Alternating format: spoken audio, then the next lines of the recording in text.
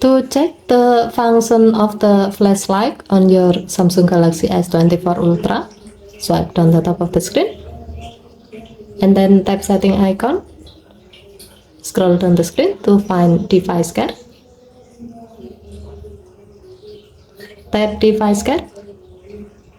Scroll down the screen. Under additional care section, tap diagnostic.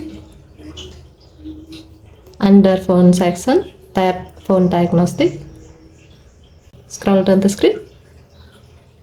Tap flashlight. Tap turn on. Here you will be asked if the flashlight is working normally. Now see the flashlight on the back of your phone.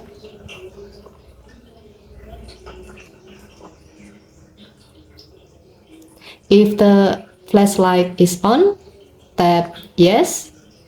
While if the flashlight is off, tap no. As the flashlight on this phone is on, we will select yes. As you can see, based on the test we have just done, the function of the flashlight on this phone is normal.